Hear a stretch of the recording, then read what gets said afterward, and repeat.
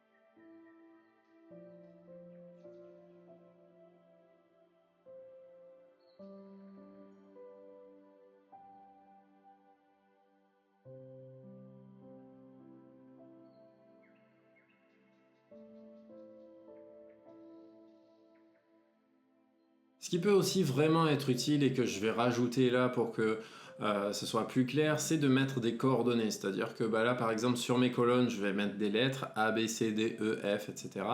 jusqu'au bout. Tandis que sur les rangées, sur la hauteur, eh bien, je vais mettre des chiffres. Et ça, ça apparaîtra également sur mon modèle. Et ça sera plus facile pour s'y repérer et y voir plus clair lors de notre dessin.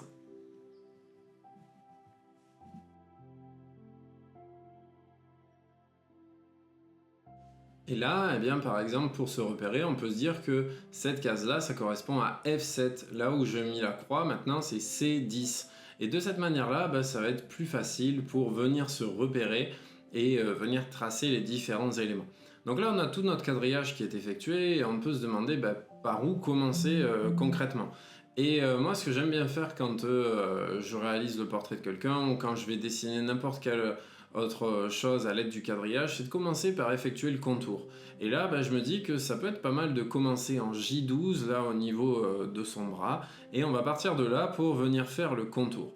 Et là, on a quelque chose qui est super, c'est qu'on voit que le bras, il va jusqu'à cet endroit là où j'ai mis un point. C'est le croisement entre une ligne et une colonne. Et là, je sais que je vais être précis à 100% parce que mon bras, il va devoir passer par là. Il va pas passer aux 3/4 ou à la moitié ou à un tiers. Je vais pas avoir à estimer. Et ça, ces croisements, ce que j'appelle aussi les nœuds, c'est vraiment très utile et on va les chercher le plus possible quand on va dessiner. Donc là, voilà, j'ai commencé en J12 avec ce bras qui monte jusqu'à ce croisement, et puis on progresse jusqu'à la prochaine case. Et puis, arrivé à la prochaine case, on peut voir que c'est là où on va avoir les bijoux.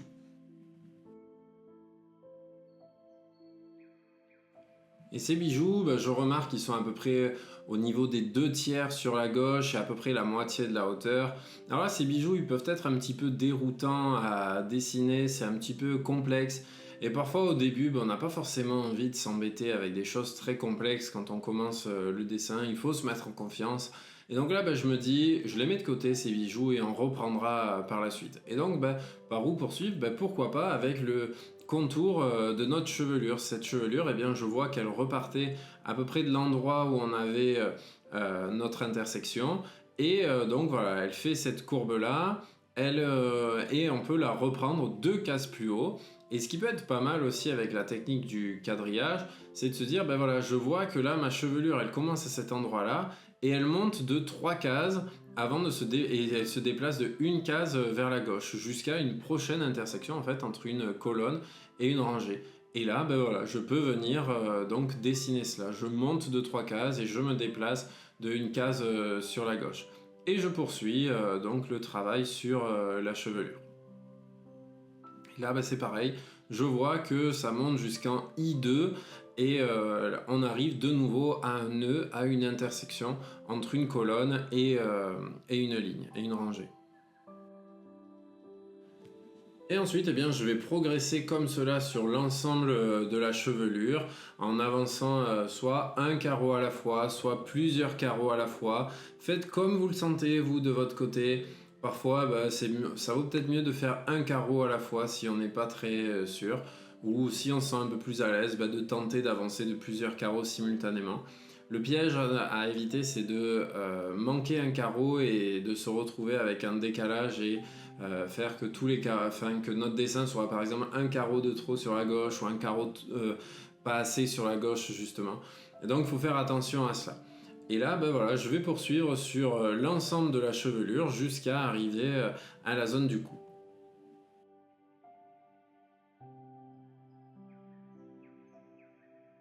Donc me voilà arrivé à la zone du cou, là je vois qu'il descend jusqu'à l'intersection située un petit peu plus bas. Puis pour la partie haute, c'est un petit peu plus confus. Donc ce qu'on peut faire quand on se retrouve avec une zone comme cela qui est un petit peu plus confuse, là où on arrive à la zone du menton, c'est de commencer un petit peu plus haut. Là, si je remarque un petit peu plus haut, on a la mâchoire qui commence à une intersection, à un nœud, et ensuite, elle descend, va rejoindre le cou et former l'arrondi. Donc ça, c'est quelque chose que je fais assez fréquemment quand je vois que c'est un petit peu difficile de tracer une certaine zone. Parfois, la commencer d'un petit peu plus loin, ça nous facilite la tâche. Donc n'hésitez pas aussi à faire cela. Et vous l'avez peut-être remarqué aussi que parfois, je fais des petites pauses tout simplement parce que je réfléchis, je regarde bien la trajectoire que va prendre mon dessin, la trajectoire que je dois donner pour tracer tel élément ou tel élément. C'est vraiment important de ne pas se précipiter quand on vient de dessiner un contour précisément comme cela. Voilà, donc là je suis arrivé de l'autre côté. De nouveau, on arrive à la zone où il y a les bijoux. On peut se dire c'est un petit peu complexe de dessiner la zone et le contour du visage à cet endroit-là. Donc ce qu'on peut faire pour se faciliter la tâche, c'est de se dire je vais venir rajouter d'autres éléments. Et une fois que j'aurai ces autres éléments de rajouter, j'y verrai peut-être un petit peu plus clair. Et donc reprendre le contour de notre visage, mais cette fois-ci en partant de l'autre côté. Ça aussi, c'est quelque chose que je fais très souvent quand je vois que là, je vais pas bien y arriver sur cette zone-là, que voilà, c'est compliqué de l'atteindre et de la dessiner. Peut-être qu'en l'atteignant, en partant dans l'autre sens, ça peut m'aider à la dessiner plus facilement. Donc il faut se dire que parfois, si une zone nous paraît trop compliquée, peut-être qu'en la prenant dans l'autre sens, ça peut nous faciliter la tâche.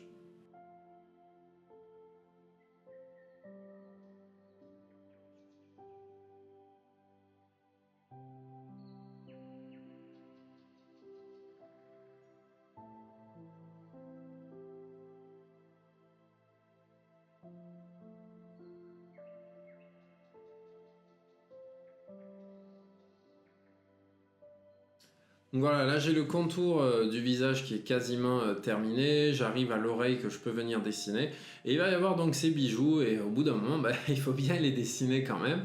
Et ce que je fais en général quand j'ai des éléments complexes, comme c'est le cas là au niveau de ces bijoux, c'est que je vais pas m'embêter à dessiner un contour parfait de ces éléments-là. Je vais juste faire un contour plutôt sommaire, et c'est vraiment au moment de l'ombrage et au moment où je vais vraiment travailler sur le détail des différents éléments que je vais donner le vrai contour, la vraie forme à ces objets.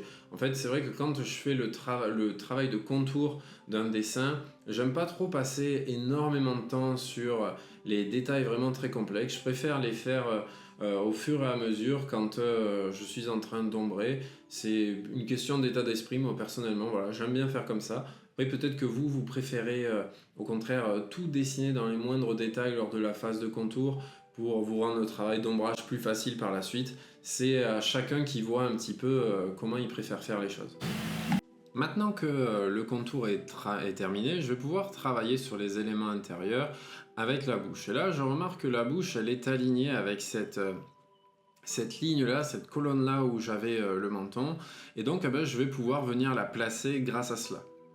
Donc là, je vois qu'elle est à peu près 2 cases plus haut et je peux venir en tracer son contour. Et là, maintenant, eh bien qu'on a quand même pas mal d'éléments qui sont placés, notamment le contour, on peut toujours se repérer par rapport aux lettres et aux chiffres, bien entendu, mais on peut aussi faire quelque chose de différent, comme ce que je viens de faire maintenant, c'est-à-dire repérer les éléments les uns par rapport aux autres. Et c'est globalement ce que je fais une fois que j'ai par exemple mon contour qui est placé. Je me sers plus du tout des coordonnées, je vais plus vraiment compter combien j'ai de cases depuis le bord de ma feuille, mais plutôt par rapport aux différents éléments. Là, ma bouche, eh bien, je la place par rapport à mon menton. Je vois qu'elle est située sur cette colonne qui est celle qui correspond à cette partie du menton, et elle est située quelques cases au-dessus de mon menton, donc je la place comme cela. Et cette façon de faire, eh bien, elle est tout aussi précise, mais elle permet d'aller beaucoup plus vite, je dirais, pour venir tracer les différents éléments de notre dessin.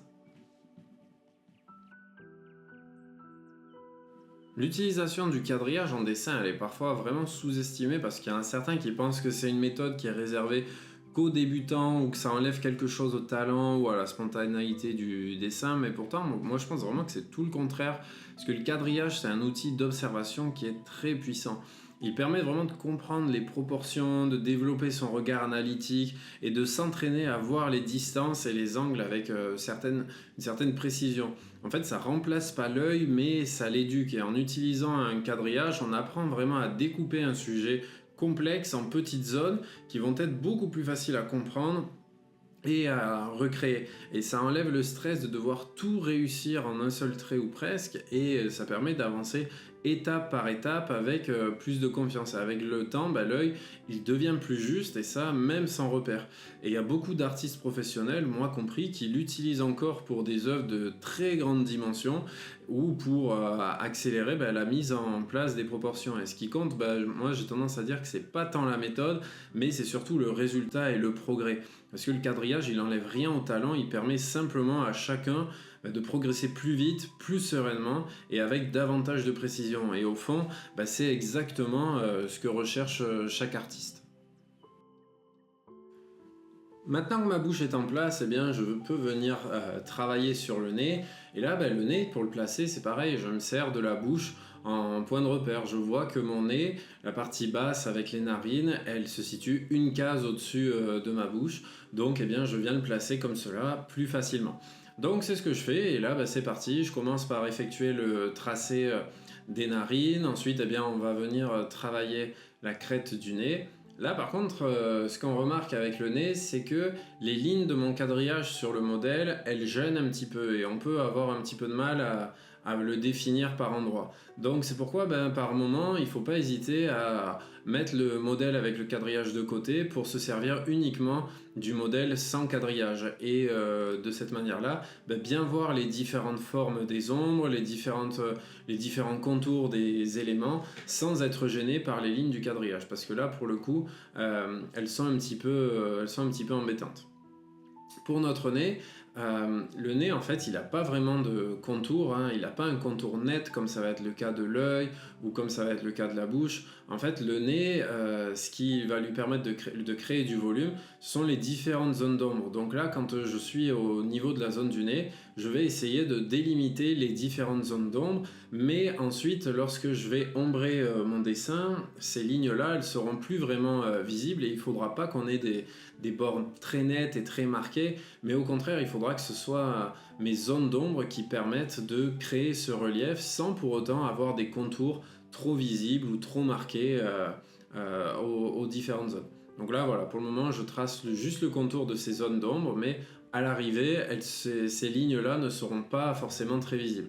Et c'est pourquoi il faut aussi être vraiment léger sur les lignes que l'on trace pour notre modèle, les lignes de contour, parce que certaines vont être effacées, on ne va pas forcément les garder, et c'est pour ça qu'il faut être léger quand on les trace. Autre chose que j'avais oublié de mentionner plus tôt lors du tracé des différentes lignes, quand vous tracez votre quadrillage, soyez extrêmement léger sur les lignes, puisque à l'arrivée, ces lignes de quadrillage, on n'en veut plus et on va les gommer. Et si on veut pouvoir les gommer sans que ça n'ait d'impact sur notre résultat final, il faut être extrêmement léger pour pas que ça s'enfonce trop sur le papier. Donc soyez bien prudent quand vous les marquez et soyez vraiment très léger.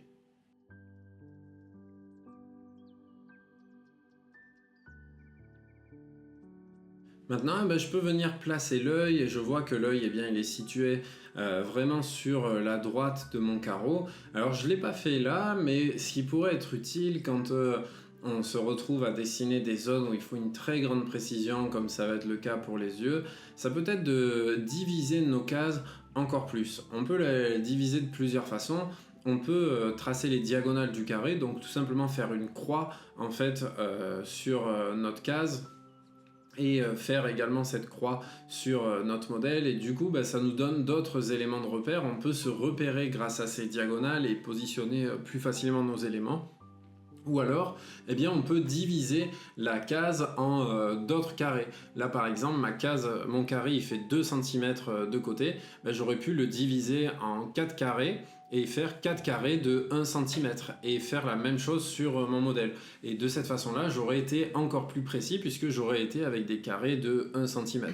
Et ça, c'est très utile de le faire sur certaines cases en particulier. Après, pour l'ensemble du portrait, on n'a pas forcément besoin d'avoir des petits carrés de 1 cm de partout, mais sur des zones comme les yeux où on a besoin d'une grande précision, ça peut au contraire être vraiment utile, et donc je vous encourage à le faire parfois, à de diviser en d'autres petits carrés comme cela les zones qui sont un petit peu complexes.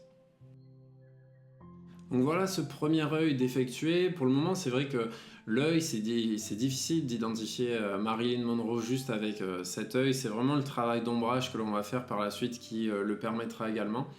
Donc voilà, ensuite pour le reste de la vidéo, pour l'autre œil, je vais faire exactement la même chose. Je vais venir en tracer le contour. Et ce que je vais venir faire par la suite aussi sur l'ensemble du dessin, c'est de venir marquer différentes zones d'ombrage, de venir marquer les zones d'ombre assez foncées, celles qui vont être un petit peu plus claires. Là, je me sers du quadrillage et de la précision qu'il m'apporte pour venir délimiter tous ces contours un petit peu plus précisément. Donc c'est ce que je vais faire. Et pareil au niveau de la chevelure, on peut se servir du quadrillage pour marquer avec précision les zones plus claires, les zones plus foncées, pour se faciliter la vie ensuite quand on va venir travailler sur le reste des éléments. Après, je m'arrête là en termes de détails au niveau de mon dessin. C'est vraiment au moment de l'ombrage et de ce moment de ce travail sur l'ombrage avec les différentes valeurs de gris que je vais plus rentrer dans le détail. Là, mon contour, c'est une ébauche, et c'est le travail sur cet ombrage qui permettra à mon dessin de devenir vraiment très réaliste. Donc voilà globalement pour le dessin. Comme je l'ai dit, je vais finaliser le travail en rajoutant les différentes zones d'ombre, les zones claires, les zones foncées au niveau des cheveux, pareil au niveau du cou, au niveau du bras. Donc rien de plus à vous expliquer. J'espère en tout cas que ça vous aura été très utile et que vous aurez vraiment bien compris cette technique du quadrillage. Et je vous dis à très bientôt pour une nouvelle vidéo.